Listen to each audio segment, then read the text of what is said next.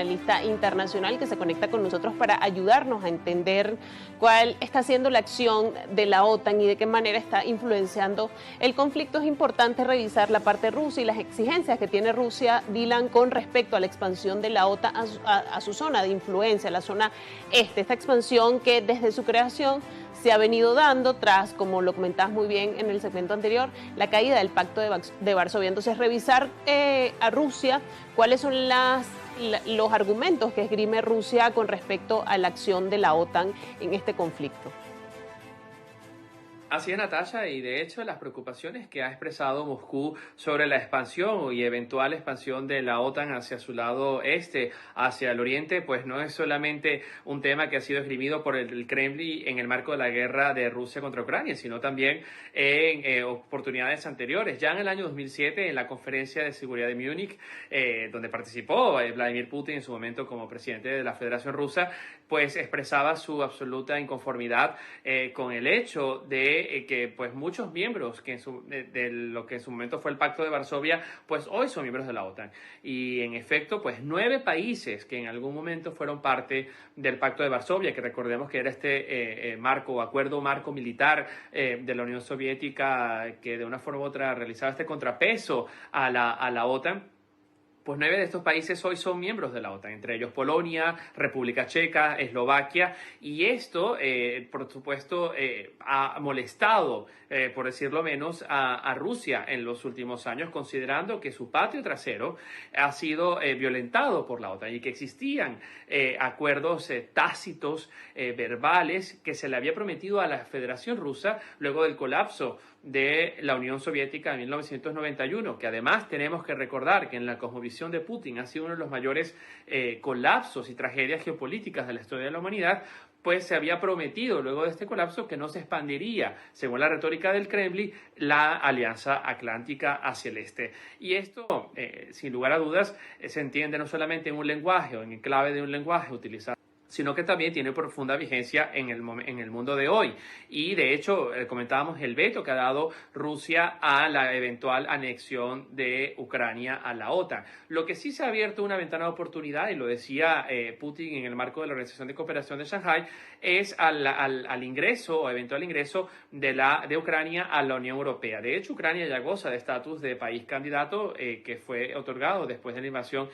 a gran escala en febrero de 2022 y sigue un proceso de transformaciones internas para poder ingresar a la Unión Europea, y una vez dentro estaría protegido por las cláusulas de defensa comunitaria previstas tanto en el Tratado de Maastricht como en el Tratado de Lisboa, y esto eventualmente disuadiría a una nueva agresión, porque sin lugar a dudas lo que está hoy en el centro de las discusiones es comprender cuáles podrían ser las garantías de seguridad, que podría diseñarse en una nueva arquitectura de garantías de seguridad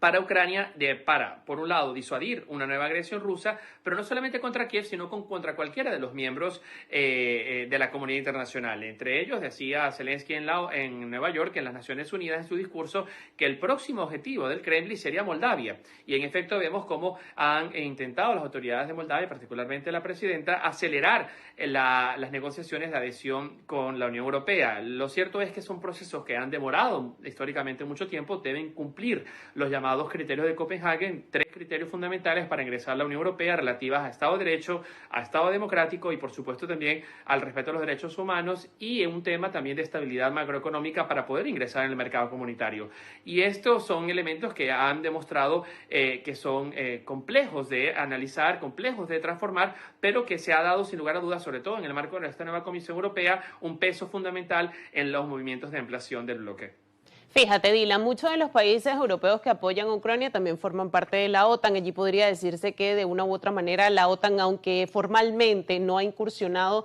en el conflicto, pues tiene presencia dentro de esta zona de conflicto. En el caso de que se formalice el ingreso de la OTAN a el conflicto, que haya una confrontación directamente con Rusia, ¿cómo podría verse este panorama?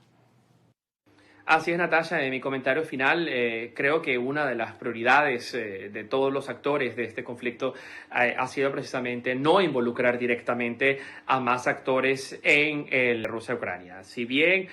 Ucrania ha recibido la cooperación financiera y militar de muchos países que también son miembros de la OTAN, no ha ingresado directamente la OTAN en las hostilidades. No es uno de los elementos beligerantes. Y por otro lado también,